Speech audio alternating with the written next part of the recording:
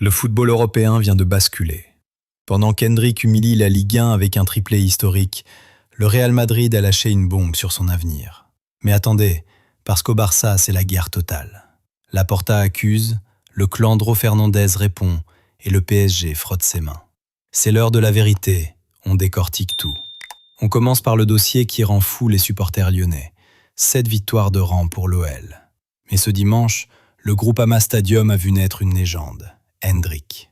Un triplé, des records pulvérisés et une sensation de domination physique qui rappelle le jeune Ronaldo Nazario. Regardez cette hitmap. Hendrick n'est pas qu'un finisseur, c'est un poison constant. Son premier but, un ballon piqué d'une classe mondiale. Le second, un rush de 50 mètres où il laisse la défense de Metz sur place. Mais la vraie news, elle vient d'Espagne. Defensa Central confirme.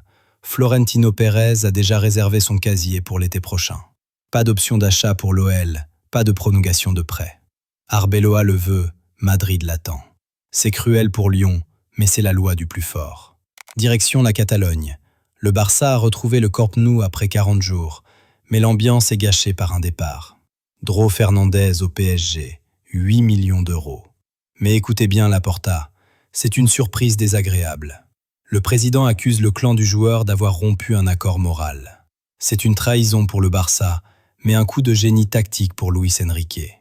Pourquoi le Barça a-t-il échoué à blinder sa pépite? On en parle avec l'épreuve de Fabrizio Romano. Malgré le succès 3-0 contre Oviedo, Flick a pris des risques. Une rotation massive qui a failli coûter cher en première période sous une pluie battante. Heureusement, Lamine Yamal est là. Son ciseau retourné est déjà le but de l'année en Espagne. Mais attention, le Barça reste leader uniquement grâce à ses individualités. Tactiquement, il y a des failles que le Real Madrid pourrait exploiter. En France, le LOSC s'effondre, 4-1 contre Strasbourg. Genesio est sur un siège éjectable malgré le démenti d'Olivier Létang. Et à Monaco, les ultras exigent la tête de Thiago Scuro. C'est la crise identitaire sur le rocher. Le football français est en train de vivre un séisme en plein milieu de saison. Sensation à l'Emirates, Manchester United s'impose 3-2 contre le leader Arsenal. Matheus Cunha, l'homme des fins de match, a encore frappé à la 90e minute. Les Gunners craquent pour la première fois depuis 2023. Patrick Dorg confirme qu'il est le futur crack de la Ligue avec un banger monstrueux. City et Aston Villa reviennent à 4 points. La course au titre est relancée. En Italie, la Juventus a envoyé un message de terreur à toute la botte. 3-0 contre le Naples de Conte. Jonathan David est inarrêtable. Mais le plus fou, c'est qu'Efren Thuram qui appelle Karim Benzema à la Juventus. S'il veut venir, on serait ravis. Imaginez le KB9 en Serie A pour finir l'œuvre de sa carrière. C'est du délire, mais c'est le mercato. Exclu, Hamza Abdelkarim débarque au Barça. L'attaquant égyptien d'Al-Ahly, star du mondial U17, a forcé son transfert. Prêt avec option d'achat à 3 millions d'euros. C'est le futur Salah selon certains recruteurs. Pendant ce temps, Memphis Depay veut fuir le Brésil.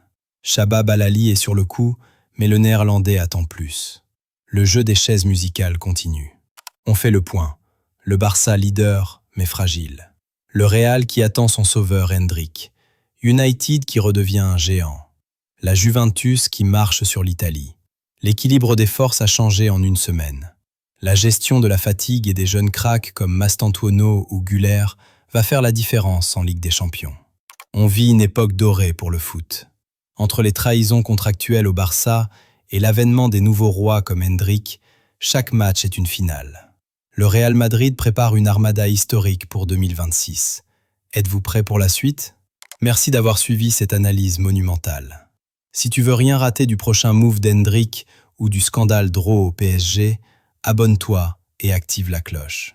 On se retrouve en fin d'après-midi pour le JT de la Chrono Foot.